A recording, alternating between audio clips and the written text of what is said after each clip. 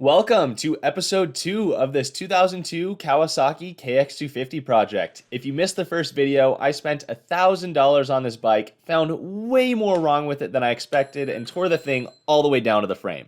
Now the engine rebuild is currently in progress and I'm waiting on just a couple parts to get that wrapped up, so in the meantime, let's refinish these wheels and triple clamps. As you're probably aware, most manufacturers have switched rim color from silver to black over the last decade. It's a much more modern look that people tend to enjoy, so while we're giving this old KX250 a bit of a revival, I figured let's not only replace and rebuild the components that need it, but let's modernize the look a little bit. So after making quick work of tire removal with my Rabiconda tire changer stand, I got that rear sprocket off using the assistance of a MAP gas torch. If you didn't know, those sprocket bolts are often red Loctited, so using heat greatly aids in removal. For this wheel set, I decided that I will be replacing all of the spokes and nipples. For how seized every single bolt has been on this bike, I decided that truthfully I did not want to have to deal with disassembling and reassembling a wheel with these nasty old spokes. And for the 6% of my audience that is a female viewer and in attempts to grow that, here's a zoomed out shot of cutting those old spokes.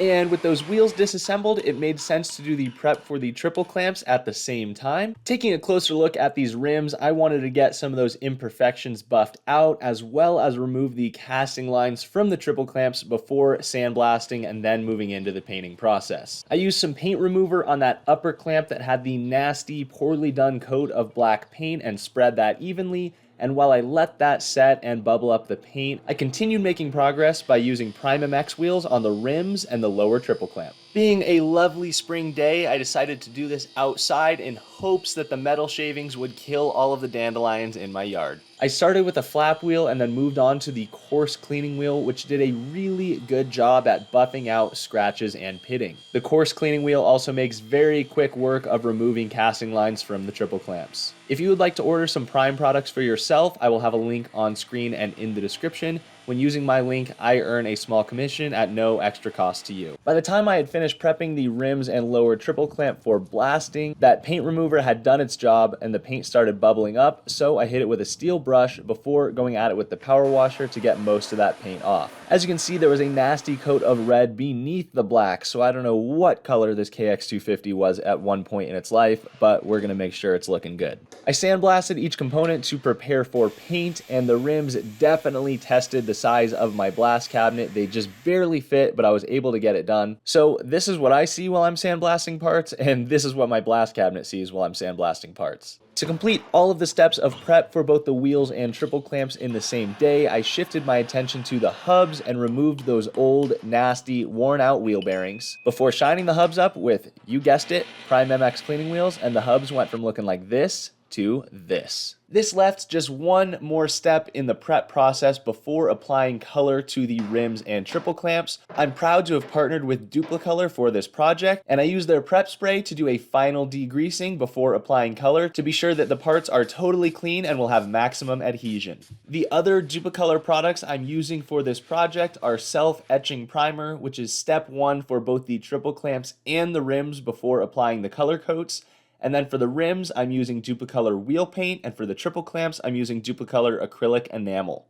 Here is my spray setup in my backyard. This just goes to show you don't need anything special. I've got the rims hung with fishing line between a hockey net and a clothes rack, and I've got the triple clamps hanging from that clothes rack with some wire. I followed the instructions provided on the can by doing 3 thin coats of the self-etching primer on the rims and triple clamps, each coat separated by 2 minutes. The wheel paint called for 3 light coats followed by 1 medium coat, each coat 10 minutes apart, and the acrylic enamel called for 2 light coats followed by 1 medium coat, again each 10 minutes apart. When painting parts in the past, I've had a tendency to be a little impatient with the initial coats, thinking I need to get full coverage, and as a result of that, I've had some problems with paint running, and although I'm still not perfect with my technique, I'm getting better, and these parts turned out quite well. Following my final color coats for both the rims and triple clamps, I switched to a clear coat. The clear coat for the wheels called for 2 to 3 light coats 10 minutes apart, and the clear coat enamel called for 2 light coats followed by a medium coat 10 minutes apart.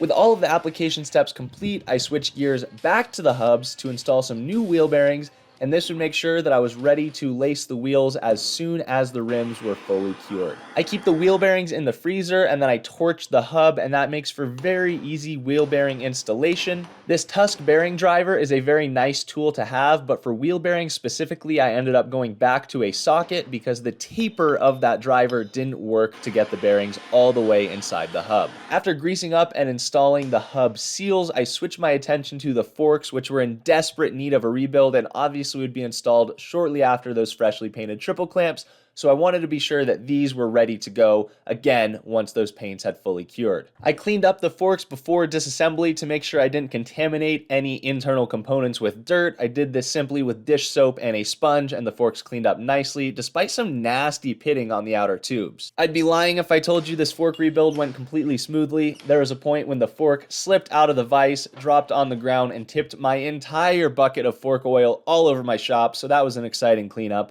But you guys get to see the highlights of it, part of which, of course, is using a brand new dust seal and fork seal from Pro X on these forks to make sure that we take care of that leak. Despite my oil spill mishap, I was very happy to have checked the fork rebuild off the list and have one less item to do for this bike. After adding some brand new fork oil to these forks and getting them all buttoned back up, the rims were fully cured and it was time to lace them up with some brand new spokes. I apply anti-seize lubricant to every spoke, which is an important and often overlooked step when lacing wheels, and then I laced both wheels up without an issue. Everything went very smoothly and it didn't take me too much time to true them. I've gotten a whole lot better at this. On the YZ300 build, I actually made a full tutorial about how I lace and true wheels, so if you'd like to check that out, that will be linked on screen and in the description. With that front and rear wheel all laced up, I busted out the handy Rabiconda tire changer along with a fresh set of tires from Shinko Tires. I went with the 546 series, both front and rear. I have ran countless of these tires on my own bikes, and I think they hook up phenomenally. Tire installation went smoothly. I am a little bit more careful with the way I use tire irons after painting rims. While that paint is quite durable, it is possible to chip and damage it with a metal tire iron and lots of force. Thus, I just take an extra second of attention to make sure that my iron is properly hooked around the rim and doesn't slip when doing this on painted rims. For the rotors and sprocket, I used some shiny new hardware from Fastmetric, and then I went to install the new steering bearings. While I typically do this with a hammer and a punch because I simply haven't spent the money to buy the appropriate tool, I actually found that an extension from my shop vac did the job exceptionally well.